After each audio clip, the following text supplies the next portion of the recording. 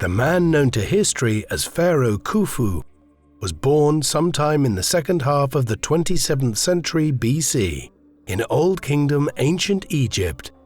Khufu's father was most likely Pharaoh Sneferu, as in Old Kingdom Egypt, something akin to primogeniture was practiced, whereby the eldest son of the previous ruler succeeded him upon his death. Since Sneferu had many sons, it would have been very unlikely that one of them did not succeed him. Sneferu was clearly one of the most powerful rulers ancient Egypt had ever seen, and as we will see, his pyramid-building program was a major influence on Khufu. Khufu's mother, if Sneferu was indeed his father, was Queen Hetepheres I. Egyptian rulers practiced polygamy, and Sneferu would have had numerous wives, with Hetepheres perhaps only rising to become a paramount figure at the pharaonic court in the capital, Mennefer, just to the south of modern-day Cairo, when it became evident that her son Khufu would succeed Sneferu one day. Owing to the polygamy practiced by the pharaohs, Khufu had an extensive array of siblings, many of them being half-brothers and half-sisters. The approximations of Khufu's time of birth are based for the most part on lists of ancient Egyptian kings which indicate that his direct predecessor, Pharaoh Sneferu, died around 2590 BC. Since he had reigned for a long time, most likely around 25 years or longer, it is reasonable to assume that Khufu was well into his adult years when he succeeded to the throne, and that as such, he may have been born sometime between 2640 BC and 2620 BC. Unfortunately though, it is not possible to be more exact, given the fragmentary nature and the very limited extent of the sources available for a period of history some 4,600 years ago. Khufu is one of the most famous pharaohs of ancient Egypt, and even people who have never heard of him will be aware of the monument which he had built during his reign, the Great Pyramid of Giza, the largest of the pyramids on the Giza Plateau outside Cairo in Egypt, one of the 7 wonders of the ancient world, and the only one of those 7 wonders still standing today. This enormous monument was built as his tomb, his resting place in death, and a statement of his position as a god on earth in his own time. But Khufu presents something of a historical anomaly. While the Great Pyramid stands as an everlasting testament to his reign, we know very, very little about the man himself. Almost no written records of any kind have survived from this time, as papyrus documents can only survive over such long periods if preserved in unusual circumstances. Through other sources of evidence, however, such as ancient inscriptions on temple and tomb walls, the writings of classical authors, archaeological research, and the enormous block of evidence that the Great Pyramid itself constitutes, a certain amount about Khufu, his life and reign, can be reconstructed. Khufu ruled Egypt during the Old Kingdom period of Egyptian history. Ancient Egyptian history is divided up into nearly a dozen different distinct eras. The first such era was the pre-dynastic period of Egyptian history, running from the late 5th millennium BC down to about 3100 BC. This was a long period in which there was no major centralized polity in Egypt. Furthermore, Lower Egypt around the Nile Delta and Upper Egypt further south along the course of the Nile were not yet united as a kingdom, but a common culture was emerging here, centered on trade, agricultural practices, a religious system, and of course the development of the hieroglyphic writing system late on in the period. The second such period began around 3100 BC, when a ruler by the name of Narmer succeeded in uniting Upper and Lower Egypt under his rule and established the First Dynasty of pharaohs. The term pharaoh meaning something akin to great house and initially referring to a palace in which the ruler lived, but subsequently being applied to describe the king himself during the New Kingdom period. These pharaohs were soon being identified as living gods of a sort, a designation which is important to bear in mind when considering how a pharaoh such as Khufu was able to deploy so many resources in Egypt, all with the goal of building himself an elaborate tomb. Narmer and his successors in the First and Second Dynasty reigned down to just beyond 2700 BC in a period known as the Early Dynastic Era. Then, around 2670 BC, the Third Era of ancient Egyptian history began with the rise of the Third Dynasty, the Old Kingdom Era. The Old Kingdom Era would last between around 2670 BC and 2180 BC. It consisted of 6 dynasties, the Third Dynasty to the 8th Dynasty. This was the first period of great cultural flourishing in ancient Egypt, when a powerful centralized state began building brilliant monuments and its powerful armies expanded the state west into what is now Libya, east into the Sinai Peninsula, and south towards Nubia in modern-day Sudan. Khufu belonged to the Fourth Dynasty, a distinct line of Egyptian pharaohs that ruled between approximately 2630 BC and 2500 BC. We know this because a number of different lists of ancient Egypt's pharaohs have survived, such as the Abydos king list, found on the wall of a temple built by Seti I around 1300 BC.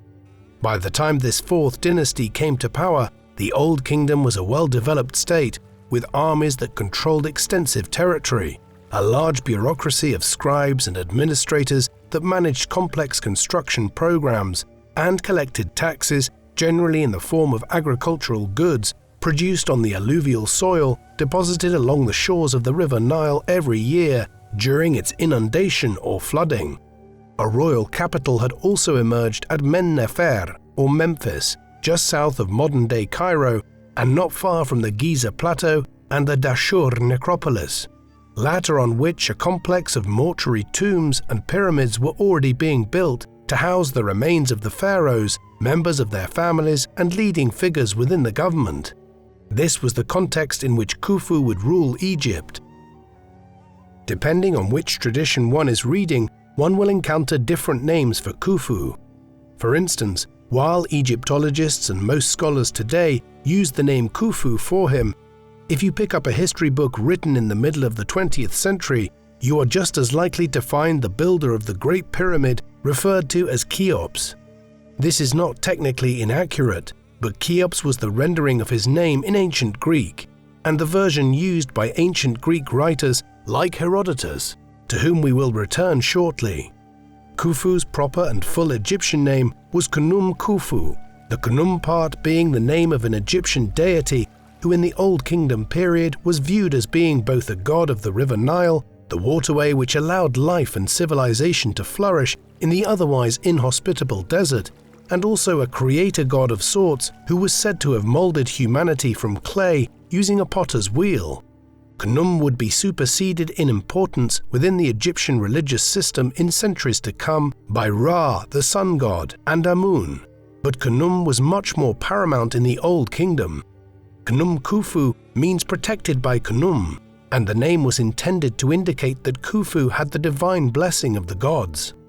Another version still of Khufu's name used by Egyptian writers of the latter era was Sufis, a different Hellenic version of Cheops. Just as the time of his birth and the parentage of Khufu are imprecisely known, so too is there uncertainty about when he ascended to the throne, and how long he reigned for. The king lists, such as those at Abydos and elsewhere, differ somewhat in their data, but they all point broadly to Sneferu dying in the early 26th century BC and Khufu succeeding him. We can conservatively say then that he succeeded around 2590 BC. There are differing traditions as well concerning how long Khufu ruled for. One or two anomalies suggest a reign of as much as half a century or longer, though for the most part, the sources agree that he ruled for a period of about 25 to 30 years, so down to around 2565 BC or thereabouts. If this is the case, then extrapolating from all of this, we might conclude that Khufu lived to be a man of about 60 or so years and would have been entering old age by the standards of the time when he died. When he became pharaoh of the Old Kingdom, he was enjoying a period of unprecedented power and prosperity, and was extending its influence into new territories beyond the valley and delta of the River Nile. One such area that Khufu was broadly responsible for was the conquest of the Sinai Peninsula. Lying to the east of Egypt in the region connecting Egypt to the wider Middle East, the Sinai Peninsula was a region that was rich in valuable resources in ancient times, as enormous copper mines were discovered at Timna, while various other minerals were mined here, including gold and turquoise, the former being a mineral which was used extensively in ancient Egyptian jewelry and funerary goods. At Wadi Magare, a site in the southeast of the Sinai Peninsula, there are mines and caves that are the remnants of the mining activity undertaken here in ancient times, ones in which cartouche reliefs of Khufu have been found, indicating that he sent mining expeditions here during his reign. There is also evidence of further trade connections being cultivated between Egypt and the Levant during his rule to acquire goods, such as the valuable byblos wood produced here. Archaeologists have also located a fort known as Tel Ras Boudran in western Sinai. This lay across the Gulf of Suez from the port of Wadi Magare, and it has been speculated that mined resources were being shipped across the Gulf and then transported overland to Men-Nefer during Khufu's reign. The riverine transport links between Sinai and the west of the Gulf of Suez point towards the growing Egyptian presence along the Red Sea coastline. In the pre-dynastic and early dynastic era, the rulers of the Egyptian kingdom had been focused on extending their control along the course of the River Nile and uniting Upper and Lower Egypt fully under their rule. With this completed, the next logical phase of expansion was west and eastwards into the oases of the Western Desert and to the Red Sea coast. There are numerous settlement sites along the Red Sea coast which point towards increased activity here during Khufu's reign. A very notable one is at Wadi al-Jarf, about 100 kilometers south along the Red Sea coast from the modern-day town of Suez. Here, the oldest known artificial harbour anywhere in the world was built right around the time of Khufu's reign, while dozens of anchors dating to the Old Kingdom period have also been excavated from the seabed, indicating a very high level of maritime traffic in Khufu's time. While the evidence is typically fragmentary, the overwhelming sense conveyed by sites like Wadi al-Jarf is of a growing level of prosperity and commerce here in Khufu's reign. Because members of the royal family were interred after death in elaborate tombs and often had their names inscribed on temple walls or on other public monuments, we are able to reconstruct Khufu's family to some extent. Like virtually all pharaohs, he had multiple wives. The senior queen was Meritites I, who was most likely a half-sister of Khufu's, it also being a common practice over 3,000 years of ancient Egyptian history for siblings to marry one another to secure the royal line. Her paramount position amongst Khufu's wives is evident from the building of a small pyramid in honor of her, not far from the Great Pyramid on the Giza Plateau. Another wife, Hernutsen, is listed on the inventory stela, a stone tablet dating from the 7th century BC, which purports to list statues from a temple first built in Egypt during the Old Kingdom period. These wives, and perhaps other unknown wives, bore Khufu at least a dozen children. The eldest son was Kawab, who might otherwise have become pharaoh one day, but predeceased his father. Another son was Khafre, who would become the most significant of his sons.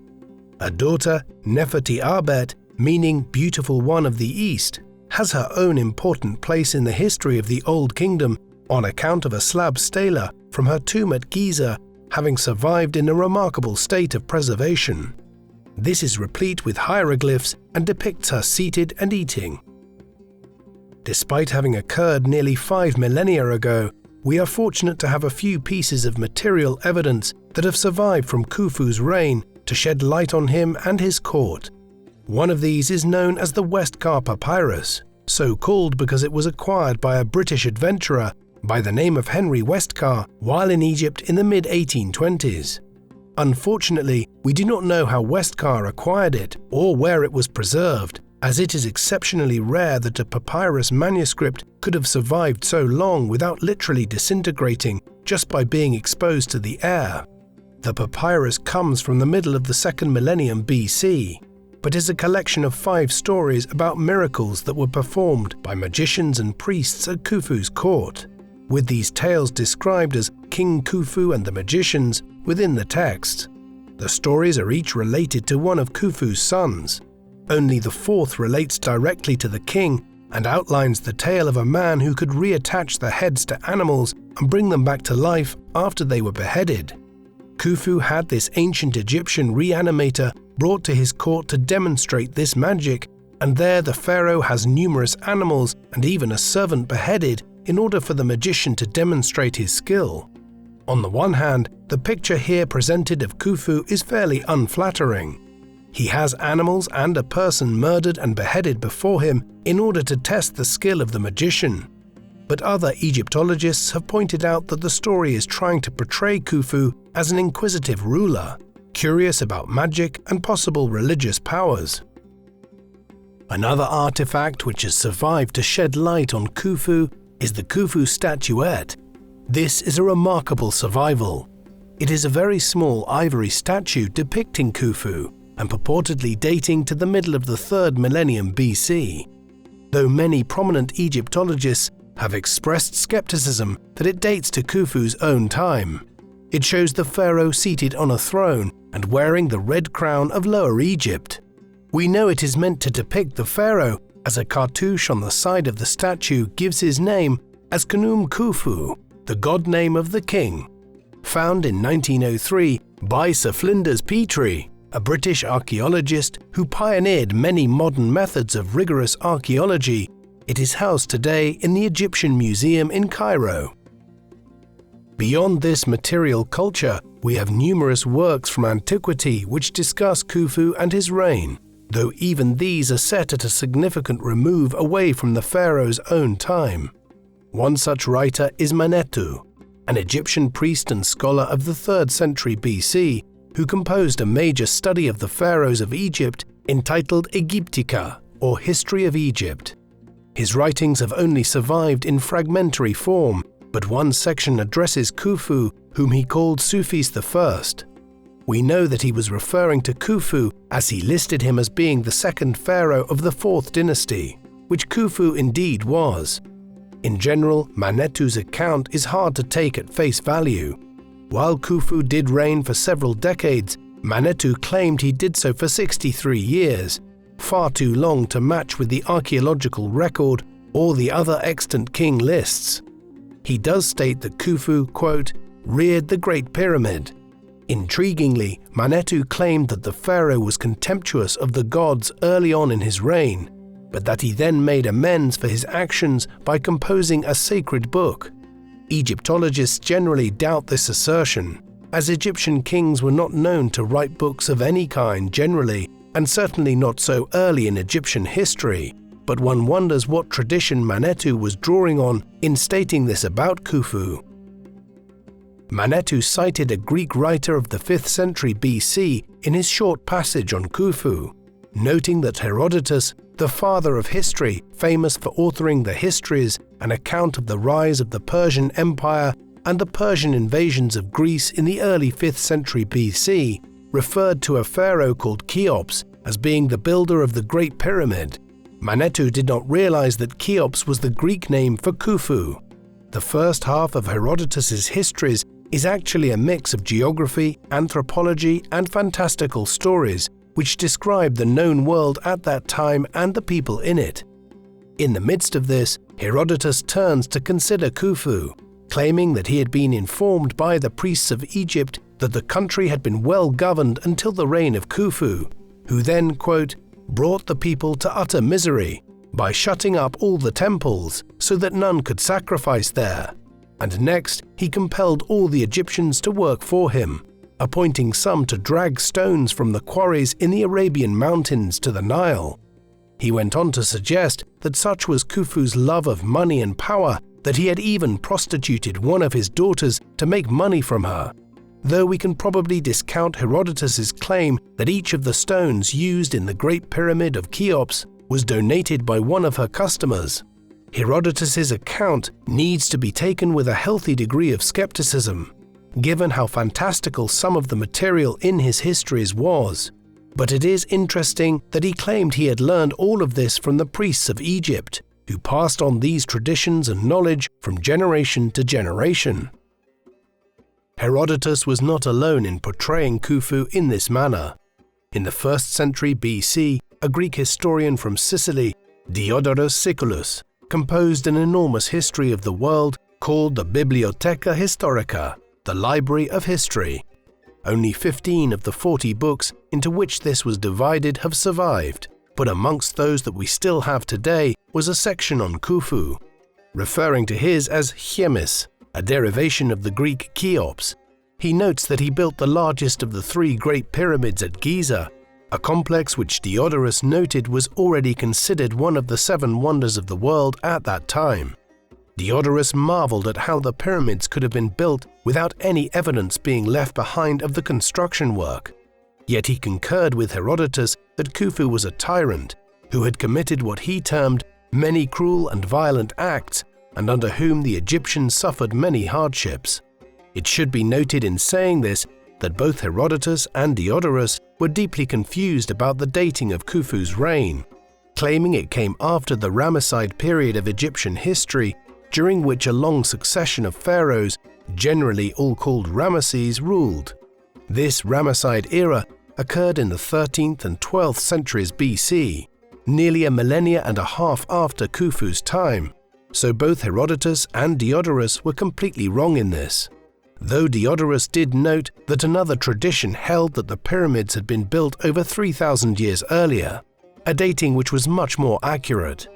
While each of these ancient accounts need to be treated with caution, it is interesting that there was a unanimous sense, whether in the writings of Herodotus, Manetho, or Diodorus, that Khufu had been an oppressive tyrant. This alleged tyranny was all connected to the foremost accomplishment of Khufu's reign, the building of the Great Pyramid of Giza. At the time of his birth, the building of pyramids to act as tombs for deceased pharaohs had been underway for about a century. The first pharaoh to do so was Pharaoh Djedefre of the 3rd Dynasty, when he had the step pyramid built at Saqqara to the south of modern-day Cairo. This stood over 60 meters high and was built in 6 large tiers. Were it not for what followed it, it would be considered an enormous achievement for an ancient civilization, but it would soon be dwarfed by the more impressive pyramids. Sneferu, who is believed to have been Khufu's father and the founder of the 4th Dynasty, was responsible for building 3 pyramids during his long reign, which foreshadowed the work of Khufu. These were the Pyramid of Meidum, the Red Pyramid, and the Bent Pyramid. Of these, the Red Pyramid and the Bent Pyramid are the most elaborate, both reaching over 100 meters in height. The Red Pyramid was the most sophisticated pyramid built in Egypt up to that time, being a true pyramid in terms of its mathematical proportions, although the Bent Pyramid has a point of interest in terms of its unusual shape, and in that it is the only pyramid extant in Egypt today that retains a substantial amount of its limestone casing. Not all pyramids from early on in the Old Kingdom era were as accomplished. Some were rough mounds, and some collapsed either during the reigns of their rulers or not long after, indicating that by the time Khufu came to the throne, there had been an extended period of trial and error when it came to pyramid construction, which he was the beneficiary of. Sneferu was clearly obsessive about pyramid construction, not just in that he was responsible for ordering the construction of several pyramids, but also because he moved on to build new ones, always in search of a more anatomically sophisticated structure. If Khufu was his son, it is interesting to speculate that he inherited his interest in pyramids from his father, perhaps visiting the site of the Bent and Red Pyramid as they were under construction on the Dar Shur necropolis during his childhood. It was not far away where Khufu elected to begin building a new complex on the Giza Plateau, a necropolis which towers over the River Nile Valley below and which would have made the pyramid he chose to build here look particularly imposing in ancient times. Khufu's pyramid would also dwarf his father's. The Great Pyramid stood over 146 meters high when it was built, while the structure was a perfect square on the base, measuring 230 meters on each side. To put that in perspective, it is about 2.5 times longer than the average modern football field and 5 times wider. The sheer amount of the material used to build Khufu's Great Pyramid was staggering. It has been estimated that the core of the pyramid consisted of 2.3 million blocks, many measuring well over a meter on the sides and weighing an average of about 2.5 tons per block. That means that over 6 million tons of stone needed to be quarried, cut, and moved into position. Although the process was made slightly easier by the fact that the stones were not uniform in size or smoothly finished. Instead, they were fitted together as well as they could be, and mortar was used to bind them thereafter. Much of the material involved was limestone, which was cut out of quarries near the Giza plateau itself. However, some of the stone was brought vast distances to Giza.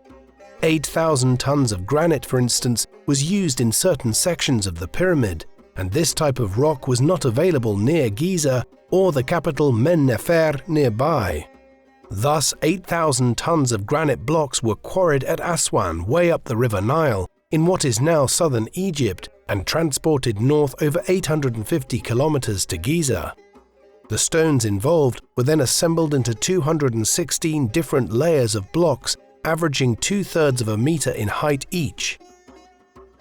Given the enormous amount of blocks involved, the sheer weight of the construction materials, and the labor which was needed to build this colossal monument, how was such a construction project achieved, and who performed the building process itself?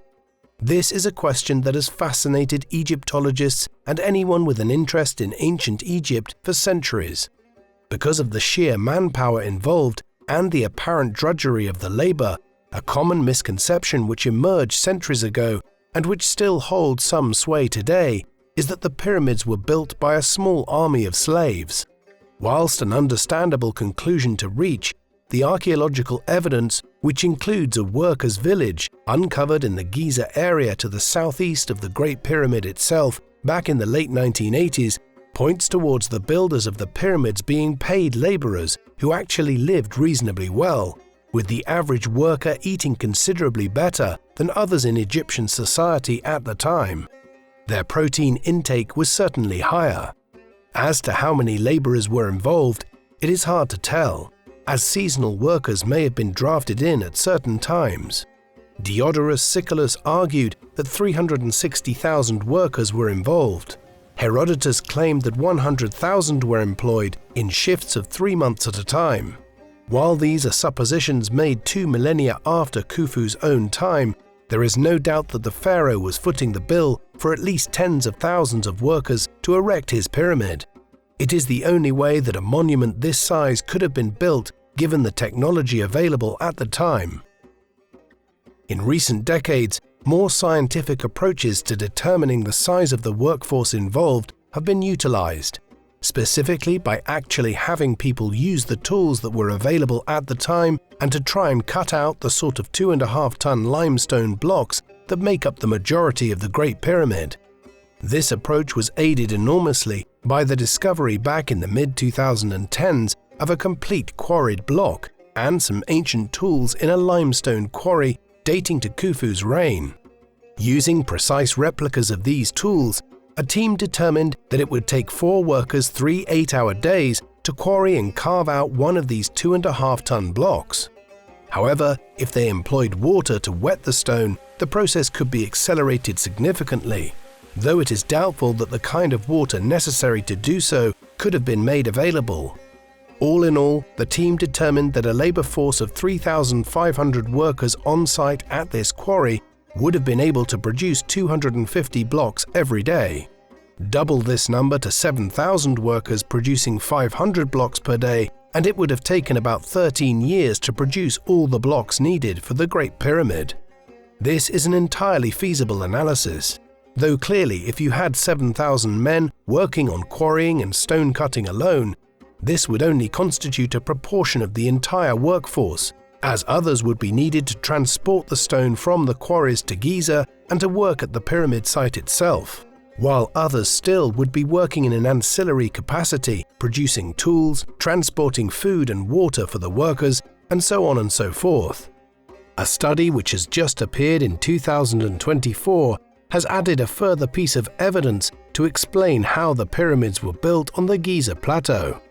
This revealed that a 64-kilometer branch of the River Nile, known as the Ahramat Nile branch, one which dried up several thousand years ago and was buried under farmland, once flowed from the main River Nile to Giza, allowing workers to transport the blocks by river to close to the building site. It was an enormous operation, no matter how you look at it, but achievable. Incredibly, a diary of sorts kept by an overseer of some of the workmen, a man named Merer, has survived. Merer was a mid-ranking official who was responsible for a team of workmen operating at the Tura quarries, where limestone blocks were being quarried and cut to the southeast of Giza. His diary itemizes the cutting of blocks and the teams involved in working on the pyramid, or what was described by Merer as Akhet Khufu, meaning the horizon of Khufu. Further details outline transportation of the blocks by boat and the cost of food and other materials. Not all of the diary of Merer, which was found buried near a cave at the Wadi al-Jarf on the Red Sea coast of Egypt in 2013, and which is written in hieroglyphs constituting the oldest papyrus text to have survived in the world, have been deciphered yet, and it might reveal more about the construction of the Great Pyramid in due course. Some of the issues concerning the construction of the pyramids have been a source of unending debate, notably where the stones came from and how they were lifted into place. Djedefre commented on this in his Bibliotheca. He noted that many people were of the view that the stones that were used to build the pyramid had been dragged all the way from Arabia, while they had been lifted into place using enormous ramps, as cranes of any kind which might be able to lift such enormous blocks had not yet been invented. We know that for the most part the stones involved were actually quarried in the wider Giza region and were not brought from afar, although the granite blocks used were transported considerable distances. The issue of how the blocks were raised is much more contentious.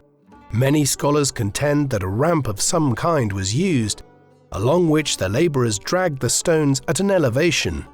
However, in order for it to be possible to drag stones which weighed 2.5 tons, particularly to the higher sections of the pyramid, the ramp would have to have been around a mile long and would have been larger in size than the pyramid itself.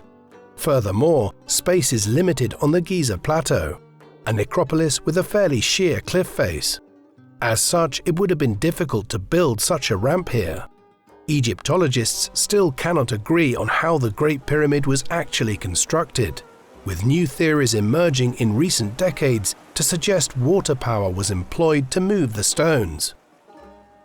One of the more interesting accounts of the building of the pyramids comes from Herodotus. He claimed that Khufu first had great roads constructed all the way from Arabia to Egypt, and then the quarried rock was brought overland, with some transported by sea. He further claimed that the work was seasonal, with 100,000 men working at any given time in rotating shifts of 3 months, a system which suggests a perception that these were not slaves. The Greek historian claimed the road alone took 10 years to build and describes it in such a way as to suggest that the remains of the road were still visible in his time 2 millennia after Khufu's reign. Turning to the Great Pyramid itself, Herodotus was knowledgeable enough to know that there were underground chambers in it. His belief was that the pyramid took 20 years to build and that the stone slabs were lifted up from tier to tier using giant wooden logs, which he referred to as levers. Finally, in Herodotus's time, there were still hieroglyphics on the outside, which spoke about the range of foodstuffs that were necessary to feed the workmen, with an Egyptian interpreter telling Herodotus that 1,600 talents of silver had been spent on feeding the workers alone. An Attic talent at Herodotus's time of writing weighed just over 25 kilograms, so this would suggest that 40 tons of silver were needed to buy all the food which fed the workmen who built the Great Pyramid, before other construction costs were ever taken into account. The most striking element of all of this is that any of it happened at all. Given the sheer amount of labor involved and the secondary labor needed to supply the workers with food, tools, and other resources, a substantial proportion of Egyptian society was effectively co-opted into building an enormous tomb for one man. The explanation for this is that many Egyptians by the Fourth Dynasty were used to viewing kings like Khufu as semi-divine beings. The Egyptian religious system was already gearing around identifying members of the royal family as being earthly manifestations of the gods, hence Khufu's broader name Khnum Khufu. It was this idealization of the pharaohs as being the gods in human form that allowed a society like Old Kingdom Egypt to dedicate the resources necessary to construct such an enormous monument. In doing so, the idea of the kings as celestial beings became self-fulfilling.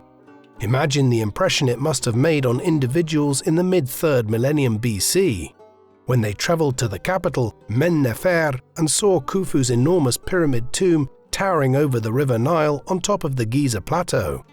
It is still an awe-inspiring spectacle today, in an age of skyscrapers and space travel. To a person over 4.5 millennia ago, it would have reinforced the perception of the king as a divine being. This view was attested to in antiquity, with Djedefre noting of the blocks used that they, quote, do not have the appearance of being the slow handiwork of men, but look like a sudden creation, as though they had been made by some god and set down bodily in the surrounding sand. Khufu did not simply order the construction of an enormous pyramid of blocks on top of the Giza plateau. There is a highly complex series of shafts, chambers, and tunnels inside the Great Pyramid. These are accessed through an entrance that was left in the exterior roughly 17 meters above the base of the pyramid. This then leads off into other passageways and chambers, some of which are extremely narrow, and the exact purpose or symbolism of which are still intensely debated. One is the subterranean chamber, which was actually cut down into the bedrock below the pyramid, so that it now is over 25 meters below the base of the Great Pyramid. It is an extensive chamber, measuring over 8 meters by 14 meters, with a large pit. What the purpose of it was meant to be is unclear, though one theory is that Khufu had originally intended for this to be his burial chamber, but later changed his mind and ordered the incorporation of a chamber for his sarcophagus and grave goods much higher up within the pyramid proper.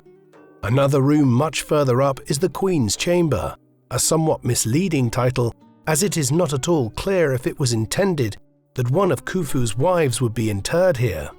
One of the more mysterious elements of the Queen's Chamber are a series of very small shafts running out from it, ones which cannot be entered or explored by humans and which have only begun to reveal their secrets as a result of the use of modern technology in recent years.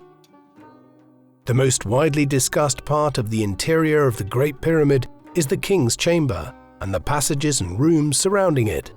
This was a room measuring roughly 10.5 meters by 5 meters, with a flat ceiling 6 meters high.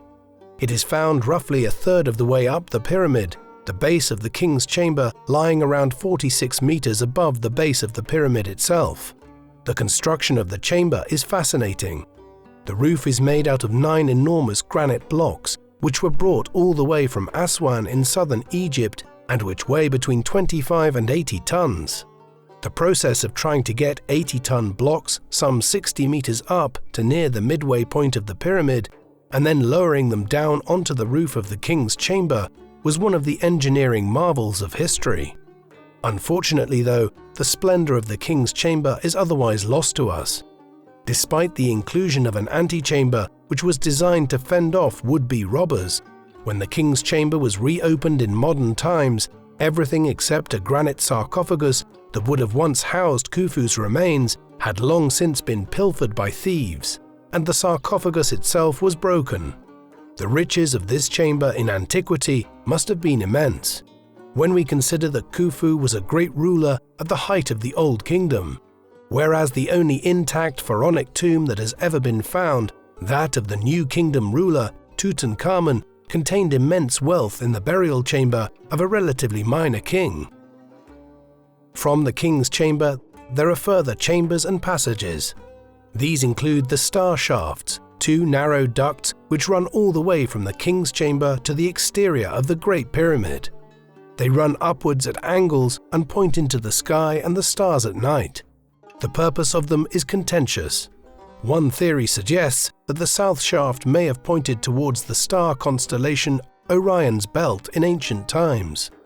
Other Egyptologists have proposed more pedestrian explanations, claiming that these were just air ventilation shafts used so that workers could breathe while working on the chambers during the construction period.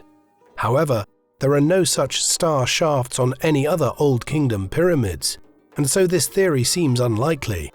The most plausible explanation is that the shafts, of which two more flow outwards from the Queen's chamber, were designed to point towards stars and constellations, which Khufu and the Old Kingdom Egyptians considered to be particularly important in their cosmology, notably Orion's Belt, Sirius or the Dog Star, and Alpha Draconis, the latter of which would have been close to the North Celestial Pole in the middle of the 3rd millennium BC. A visitor to Giza today is presented with a sight which is quite different from what Khufu would have beheld when he arrived on the plateau to view his pyramid when work was completed in the 26th century BC. Today, one sees the layers of limestone blocks exposed and a rather flat top to the pyramid, but the original finish was much different. For starters, the entire outside of the pyramid was encased in white limestone, which was then finished by workmen to give the entire pyramid a smooth, polished finish. At the very peak, there would have stood a pyramidion, a capstone that gave the whole pyramid a pointed top, and which would have made an impressive finish to it, one that glittered in the warm Sahara sun. This pyramidion, contrary to popular belief, would not have been made of gold or electrum, a naturally occurring alloy of gold and silver, nor was it gilded by putting gold casing around the outside of the pyramidion. In later times, some pyramidions were produced in Egypt which were gilded, but in the Fourth Dynasty the pyramidions were generally made from smooth limestone or some other well-worked and polished stone. We know this because while the pyramidion from Khufu's Great Pyramid has long since been lost, several others from Fourth Dynasty pyramids are extant and they are not made of gold. When the pyramidion from Khufu's Great Pyramid was lost is unclear, but Pliny the Elder, the Roman encyclopedist of 1st century AD, noted that it was gone by his time. The limestone casing collapsed off of the Great Pyramid owing to natural disasters, such as the 1303 Great Earthquake of Crete, and was carried away and reused to build mosques and other buildings in Cairo over the centuries. Estimates vary as to how long it took for the Great Pyramid to be constructed, but a conservative estimate is around 20 years, though others suggest that the incomplete nature of some of the inner chambers suggest that it was still not fully complete when Khufu died, sometime in or around 2565 BC.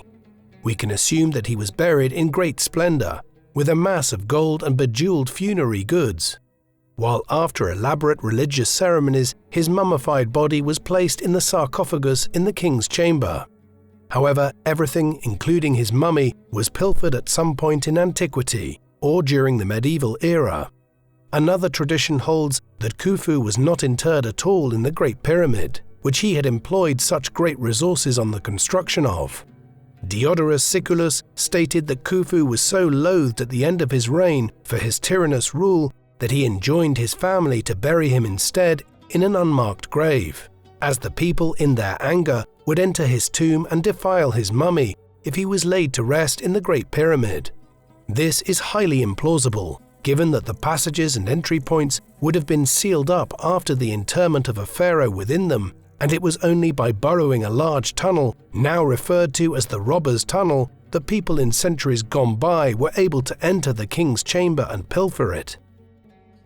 Khufu seems to have been succeeded by his son Djedefre, though it is also possible that he only co-ruled with his father for a time and died before Khufu himself. Regardless of whether he ruled on his own briefly after his father died, the various king lists which have survived agree that Djedefre's rule was brief and he was eventually succeeded by another of Khufu's sons, Khafre. Khafre ruled for a long time like his father, and he also emulated Khufu in erecting a Great Pyramid on the Giza Plateau. His is the second largest of the three Great Pyramids, standing just in the shadow of his father's tomb, while the consensus today among Egyptologists is that Khafre was responsible for erecting the Sphinx here as well, with the head of the half-man, half-lion statue being an image of Khufu's son. A son of Khafre's, Menkaure, would later add the third and last of the three Great Pyramids there. The other, smaller pyramids are those of Egyptian queens, while further excavation work in modern times has revealed that there were hundreds of other stone and brick mastaba tombs built at Giza to house the remains of the extended royal families of the Old Kingdom and senior priests and government officials. Not long after Menkaure's death, around 2500 BC, the Fourth Dynasty came to an end, perhaps following the death of a son, Shepseskaf, who ruled as pharaoh down to around 2496 BC. The Fifth Dynasty followed thereafter as a new imperial family rose to rule in Egypt. The Fourth Dynasty is generally deemed to have been the peak of Old Kingdom Egypt, although the Old Kingdom continued down to beyond 2200 BC, when civil war split Upper and Lower Egypt, leading to a century-and-a-half-long era of decline known as the First Intermediate Period. The Great Pyramid of Khufu captured the imagination of writers and travelers even in ancient times, as the discussion of it by figures like Manetho, Herodotus, and Diodorus Siculus indicates. There were many other writers who discussed it, though without mentioning anything about its alleged builder. For instance, Pliny the Elder, a Roman encyclopedist of the 1st century AD, in his Historia Naturalis, remarked on the internal passages and how he believed there was a well inside the pyramid which reached down far enough to access the water table of the River Nile. He also stated that Thales, one of the great early Greek philosophers and scientists who hailed from the city of Miletus in Asia Minor in the 6th century BC, had traveled to Egypt and had carried out mathematical observations there using the shadows cast by the sun on the pyramid, almost as though it were a great sundial. Before Pliny's time, the Greek poet Antipater of Sidon, writing in the early 1st century BC, included the Great Pyramid on his list of the 7 wonders of the world. The 7 wonders are generally derived from Antipater's list, and it included the Hanging Gardens of Babylon, the statue of Zeus, and the others that we are familiar with. All of the other 6 wonders of the world were destroyed at various times in antiquity or thereafter. The exception was the Great Pyramid. Part of the reason why it was so undisturbed was that there were few major wars in Egypt itself in antiquity, and there was an incredible continuity of culture in the land of the Nile between Khufu's time down to the end of the Ptolemaic dynasty and the beginning of Roman rule here in the 1st century BC. As such, the people and priests here revered the old tombs, pyramids, and temples century after century and protected them. This situation changed with the advent of Arab rule in the 7th century, as the followers of Muhammad burst out of Arabia and conquered the Middle East and North Africa. One of the rulers of the Arab Caliphate, al-Ma'mun, is understood to have ordered his followers to blow a hole in the side of Khufu's pyramid and to tunnel into it in the early 9th century. At least al-Ma'mun was simply inquisitive. Much more nefarious were the actions of the governor of Egypt in the late 12th century, Al-Aziz Uthman, a son of the Muslim warlord Saladin.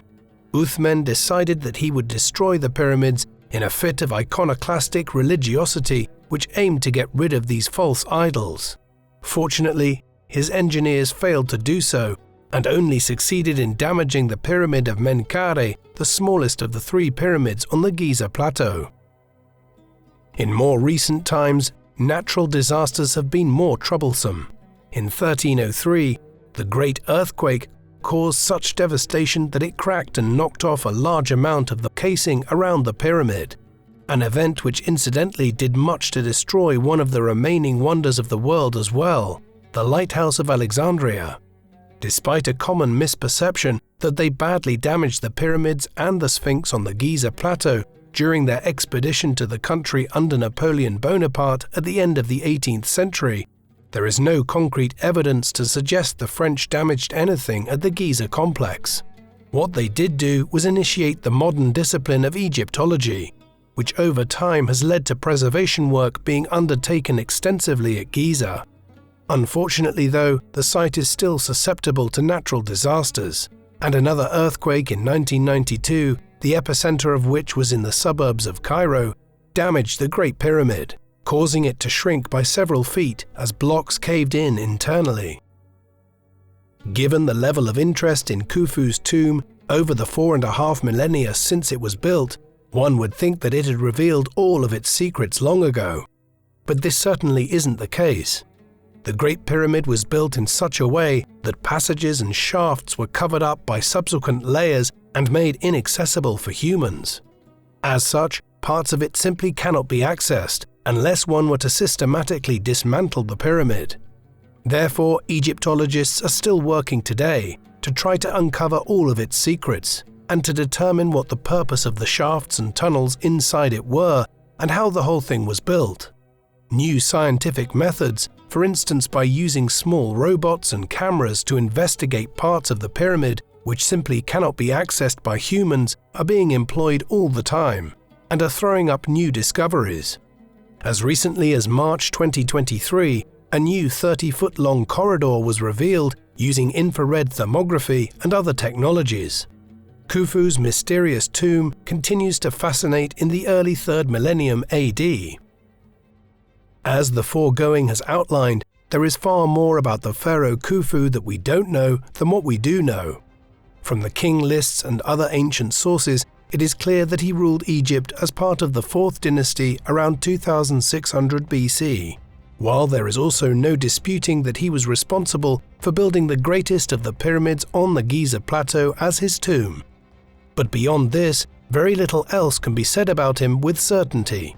He was evidently one of the strongest rulers of Old Kingdom Egypt, expanding the kingdom's control further into the Sinai Peninsula and towards the Red Sea. Other issues are more speculative. Perhaps he was a ruler who had little respect for the gods and who tyrannized his people into building him a great tomb, much as later Greek writers claimed, but it is just as plausible that these are elaborate myths that developed in the centuries between Khufu's time and that of Herodotus and others. Then again, perhaps it is just as fitting that we know so little about Khufu, the mystery of his life correlating with the many mysteries of the pyramid which he had built, and which still towers over Cairo today, a testament to the dawn of civilization on the banks of the River Nile. What do you think of Pharaoh Khufu? How is it possible that during his reign, a society that had only so recently emerged as a Bronze Age culture could start to build an enormous monument such as the Great Pyramid of Giza? Please let us know in the comment section, and in the meantime, thank you very much for watching.